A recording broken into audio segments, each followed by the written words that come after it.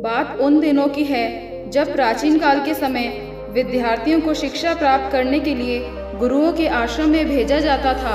आश्रम के सभी बच्चे जब दूसरे कामों में लगे होते थे तो एक बच्चा एक कोने में बैठा चुपचाप अपने आप में खोया रहता था। वो अक्सर किसी से ज़्यादा बात नहीं करता था।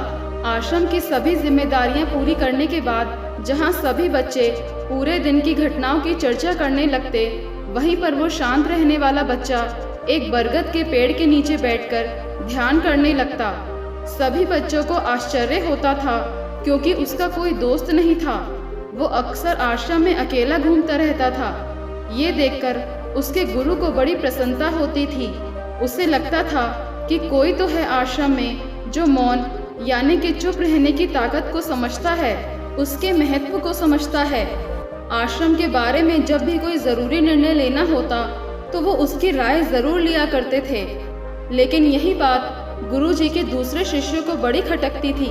वो गुरुजी का प्रिय शिष्य बनना चाहता था, इसलिए वो गुरुजी के सामने दूसरे बच्चों के कामों में कुछ न कुछ कमियां निकालता रहता था, जिससे गुरुजी उसे महान समझने लग जाएं।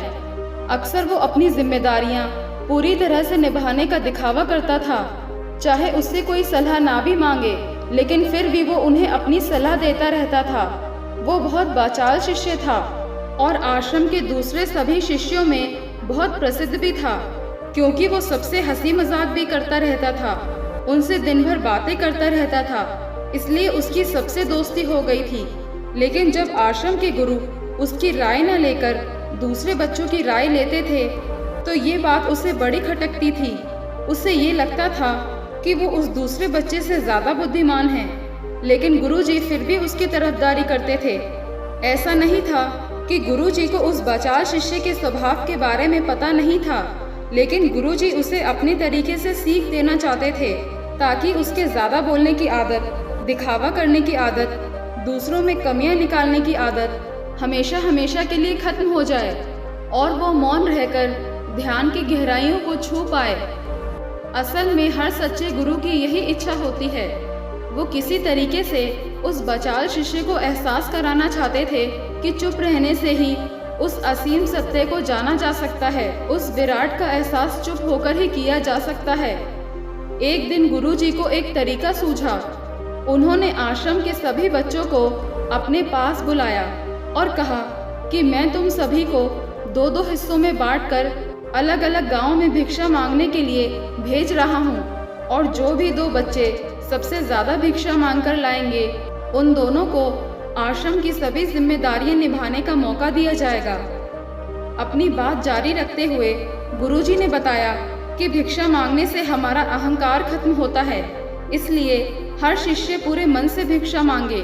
कोई भी इस काम को औपचारिकता से ना ले, वरना तो वो अपने जीवन का बहुत बड़ा ज्ञान खो देगा। आश्रम के गुरुजी ने जानबूझकर उस बाचाल शिष्य और उस चुप रहने वाले शिष्य की जोड़ी बना दी। बाचाल शिष्य के मन में सिर्फ एक ही बात चल रही थी कि इस बार उसे मौका मिला है और इस बार वो गुरुजी को दिखा देगा कि वो चुप रहने वाले शिष्य से कितना ज़्यादा प्रतिभावान है। दोनों शिष्यों ने आपस में अपनी सहमति से निर्णय लिया कि दोनों गांव के अलग अलग कोने से भिक्षा मांगना शुरू करेंगे ताकि भिक्षा मांगने का काम जल्दी खत्म किया जा सके। चुप रहने वाला शिष्य हर द्वार पर जाकर अपने हाथ जोड़कर अपना भिक्षा का पात्र उनके सामने कर देता। उसके चेहरे पर एक सादगी और उसकी आंखों में एक एकांत होता था, जिससे भिक्षा देने वाले उसे भिक्षा देकर अपने आप को अनुग्रहित समझते थे। वहीं पर दूसरा बाचाल शिष्य हर द्वार पर जाकर उनको कुछ न कुछ ज्ञान देने लगता था, जिससे ज़्यादातर लोग उससे बिना भिक्षा दिए ही लौटा देते थे। पूरे गांव में भिक्षा मांगकर जब वो दोनों गांव के बीच में मिले तो बाचाल शिष्य ने देखा कि चुप रहने वाले शिष्य के पास उससे दोगुनी भिक्षा थी। ये देखकर उसे मन ही मन बहुत गहरी ठेस पहुंची। लेकिन जब वो दोनों भिक्षा का सामान लेकर आश्रम की तरफ जा रहे थे तब बाचाल शिष्य को एक चालाकी सूझी। उसने चुप रहने वाले शिष्य से कहा कि हमें अपनी भिक्षा एक ही थैले में डाल लेनी चाहिए। गुरुजी ने हम दोनों को एक साथ भिक्षा लाने के लिए कहा था। चुप रहने वाले शिष्य ने बिना कुछ बोले अपनी सारी भिक्षा उसके थैले में डाल दी और वाचाल शिष्य मन ही मन बहुत खुश हो रहा था कि अब गुरुजी को ये नहीं पता चलेगा कि ज्यादा भिक्षा हम में से किसने मांगी। उसे लग रहा था कि गुरुजी मुझे इससे कम प्रतिभावान समझेंगे, इसलिए उसने ये तरकीब लगाई। सभी शिष्यों के आने के बाद संध्या के समय जब सभी की भिक्षा तौली गई तो इन दोनों शिष्यों की भिक्षा सबसे ज्यादा निकली। गुरुजी ने इन दोनों का अभिवादन करते हुए आश्रम के सभी शिष्यों के सामने उनकी पीठ थपथपाते हुए उन्हें मुबारकबाद दी और कहा कि मैं आश्रम का कार्यभार तुम दोनों को नहीं सौंप सकता, इससे आपसी मतभेद होने का खतरा रहता है। इसीलिए तुम दोनों में से जो ज्यादा भिक्षा लेकर आया है, आश्रम की जिम्मेदारी उसी को सौंपी जाएगी। जब उन्होंने उनसे पूछा कि तुम में से ज्यादा भिक्षा कौन मांग कर लाया था, तो वाचाल शिष्य ने कहा कि गुरुजी, मैं इससे 2 गुनी भिक्षा मांग कर लाया था, लेकिन मुझसे एक गलती हो गई कि मैंने वो दोनों की भिक्षा एक ही थैले में डाल दी। मुझे नहीं पता था कि आप ऐसा निर्णय लेने वाले हैं, वरना तो मैं अपनी भिक्षा का थैला अलग ही रखता। इस पर गुरुजी ने चुप रहने वाले शिष्य से पूछा कि क्या तुम इसके बात से सहमत हो? क्या तुम इससे कम भिक्षा लेकर आए थे? ये सुनकर चुप रहने वाले शिष्य ने कहा कि गुरुजी, मेरे पास ऐसा कोई साधन नहीं है जिससे मैं ये साबित कर पाऊं कि मैं इससे ज्यादा भिक्षा लेकर आया था। असल में ये उल्टा बोल रहा है।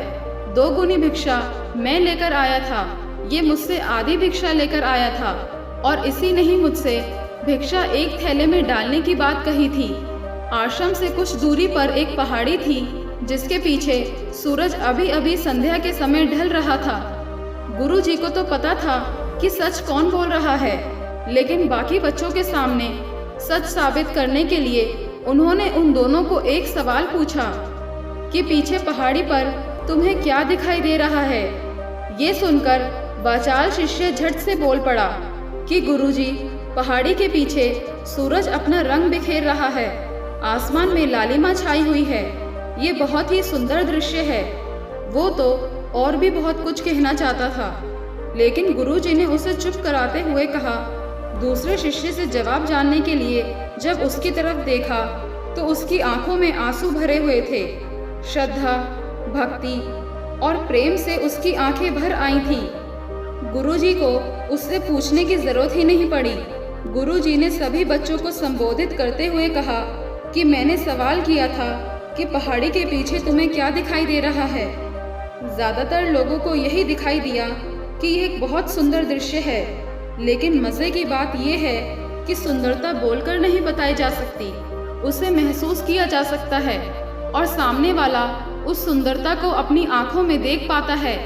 चुप रहने वाले शिष्य की तरफ इशारा करते हुए गुरुजी ने कहा कि असल में सुंदरता इसी बच्चे ने देखी है, दूसरे बच्चे ने सिर्फ सुंदरता की व्याख्या की है, लेकिन इसने वास्तविकता में उस सुंदरता को महसूस किया है। अपने आप को ऊंचा दिखाने की सभी कोशिश नाकाम होते देख वाचाल शिष्य वहीं पर फूट फूट कर रोने लगा। उसको चुप कराते हुए गुरुजी ने कहा कि बेटा, मुझे पहले से ही पता था कि तुम झूठ बोल रहे हो, लेकिन मैं तुम्हें उस झूठ का एहसास कराना चाहता था। सभी बच्चों को संबोधित करते हुए गुरुजी ने बताया कि शब्द जाल की तरह होते हैं, हमारे ज्यादा बोलने की वजह से बहुत सारी समस्या पैदा होती हैं। जब कोई आदमी एक बात को बढ़ा चढ़ाकर बोल देता है तो उसे सिद्ध करने के लिए वो शब्दों के जाल में फंसता चला जाता है और इसी वजह से अंतर्मुखी होने की बजाय वो बहिर्मुखी होता चला जाता है। वहीं पर जिस भी व्यक्ति को अपनी अंतर यात्रा करनी होती है उसे सबसे पहले चुप रहना सीखना होता है। जरूरत से ज्यादा बोलना या फिर हर वक्त बोलते ही रहना, ये सब हमारी अंतर यात्रा में बाधा बन जाती है। जब आप चुप रहने का अभ्यास करते हैं तो आप अपने साथ वक्त बिताने लगते हैं, जिससे कि आप अपने एकांत को जान पाते हैं। और एक बार अगर मन में एकांत स्थापित हो जाए तो आपकी आंखों में, आपके चेहरे पर वो सादगी, वो एकांत, वो स्पष्टता की झलक, सब कुछ सामने नजर आने लगता है। कुछ साबित करने को नहीं रह जाता, कुछ बताने को नहीं रह जाता, सब कुछ आंखों में देखा जा सकता है। चुप रहने वाले शिष्य की तरफ इशारा करते हुए गुरुजी ने कहा कि अभी जो दृश्य इस बच्चे ने देखा वो ज्यादा बोलने वाला आदमी कभी नहीं देख पाएगा। वो अपनी बुद्धि से तर्क वितर्क करता रहेगा कि उसे क्या क्या दिखाई दे रहा है, लेकिन उसमें से वो महसूस कुछ भी नहीं कर पाएगा। उसे दिखाई दे जाएंगे पहाड़, सूरज या फिर लालिमा, लेकिन उस सुंदरता को, उस विराट को, उस अद्वैत को वो कभी नहीं देख पाएगा। अगर चुप रहने की कला सीखनी है तो तुम्हें सबसे पहले एक बात ध्यान रखनी होगी कि तुम्हें किसी को प्रभावित करने की कोशिश नहीं करनी है। ज़्यादातर लोग इसी वजह से ज़्यादा बोलते हैं क्योंकि वो दूसरों को प्रभावित करना चाहते हैं, अपने आप को साबित करना चाहते हैं, और इस साबित करने के चक्कर में वो शब्दों के जाल में फंसते चले जाते हैं और धीरे धीरे वही उनकी आदत बन जाती है। अगर कोई व्यक्ति दूसरों को प्रभावित करना चाहता है तो वो कितने लोगों को प्रभावित कर पाएगा। उसकी ये भूख बढ़ती जाएगी और वो इस संसार में सभी को कभी भी प्रभावित नहीं कर पाएगा। इसलिए ये समझने की बात होती है कि बहिर्मुखी होने की बजाय हम अंतर्मुखी होकर अपने आप को समझा सकते हैं। अपनी बातों को खत्म करते हुए गुरुजी ने अपना आखिरी संदेश दिया। उन्होंने बताया कि अगर कोई व्यक्ति ज़्यादा समय तक चुप नहीं रह सकता तो उसे थोड़े समय से अभ्यास करना चाहिए।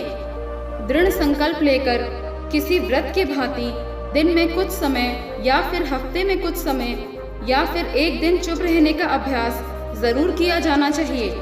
इससे हमारे चुप रहने की आदत धीरे धीरे खुद ब खुद पनपने लगती है, क्योंकि एक बार जब हम चुप रहने लगते हैं तो हमें चुप रहने का आनंद पता चल जाता है।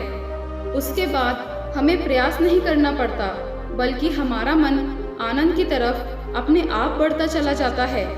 चुप रहने की कला सीखने के बाद आपकी बुद्धिमानी और आपकी स्पष्टता दोनों में बहुत ज़्यादा फायदा होगा।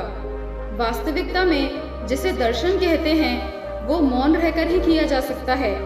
इसके बाद सभी बच्चों से कुछ समय चुप रहने का संकल्प लेकर गुरुजी ने अपनी बात खत्म कर दी और सभी बच्चे रात्रि का भोजन करने के लिए एक साथ भोजन कक्ष में पहुंच गए। तो दोस्तों, कैसी लगी ये कहानी आपको कमेंट सेक्शन में ज़रूर बताना, और अगर अच्छी लगी तो इस चैनल को सब्सक्राइब ज़रूर कर लेना। तो मिलते हैं अगली कहानी में, तब तक के लिए अपना ख्याल रखें।